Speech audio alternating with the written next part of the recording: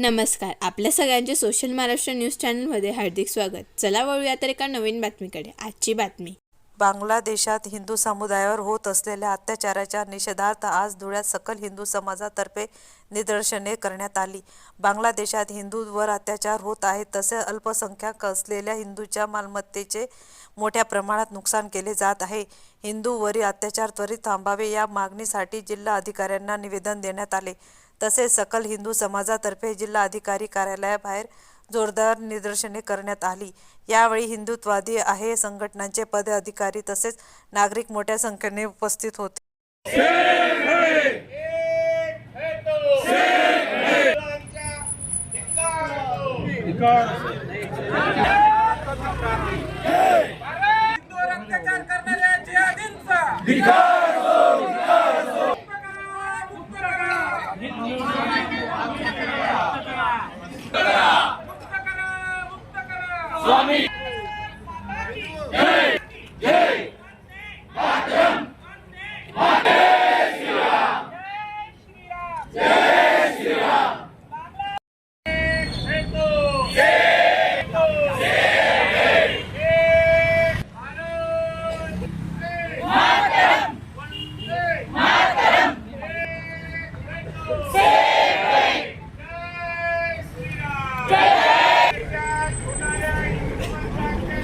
हिंदूंवरच्या अत्याचाराचा बांगलादेशात होणाऱ्या हिंदूंवरच्या अत्याचाराचा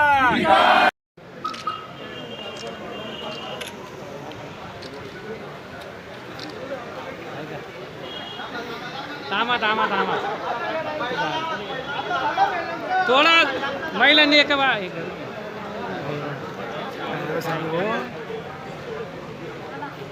फुट लागेल. हां लोकेश भाऊ या उमेश भाऊ कुठे गेले?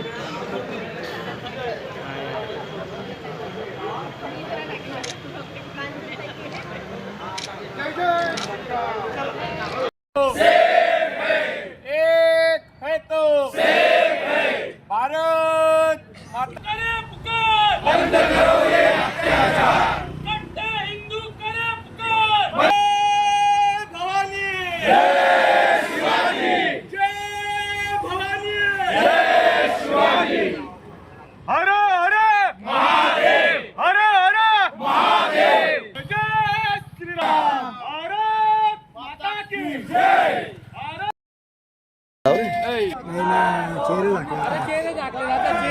नाही 2 मिनिटासाठी रे.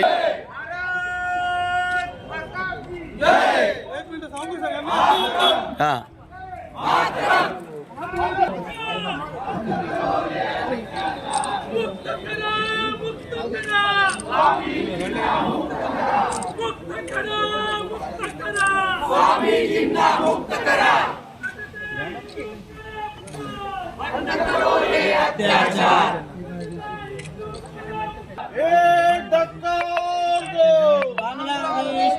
केलेला आहे.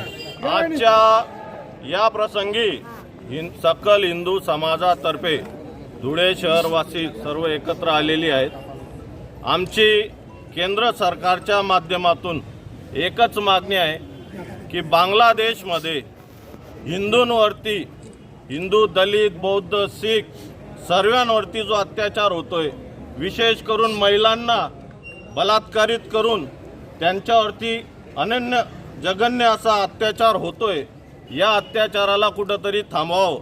हे थांबवण्यासाठी केंद्र सरकारने प्रत्येक मार्गाचा अवलंब करावा. जसा पाकिस्तान आपल्याकडून तोडण्यात आला, परंतु तो पाकिस्तान तोडून आपण बांगलादेश तयार केला, त्या बांगलादेशला पुन्हा तोडून हिंदूंचा एक हिंदू राष्ट्र तिथं तयार करावं. 1.5 कोटी हिंदू यांचा वाली भारतातील 90 कोटी हिंदू आहे, हे त्या हिंदूंनी विसरू नये. त्यांच्या पाठीशी सर्व हिंदू उभे आहेत.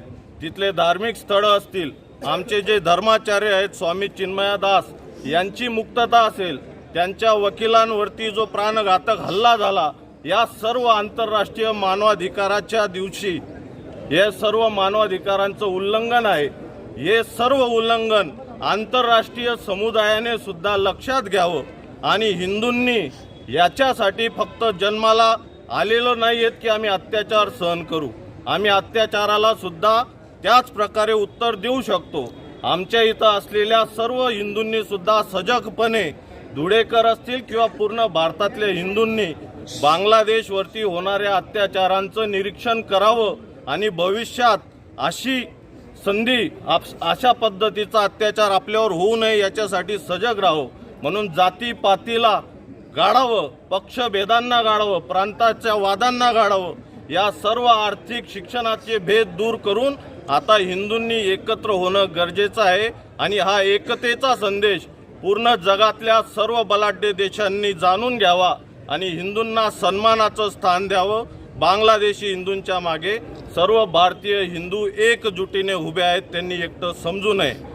बातमी आवडल्यास चॅनलला लाईक व सबस्क्राईब करा व दररोज अशा नवनवीन बातम्या पाहण्यासाठी चॅनलला फॉलो करा. धन्यवाद.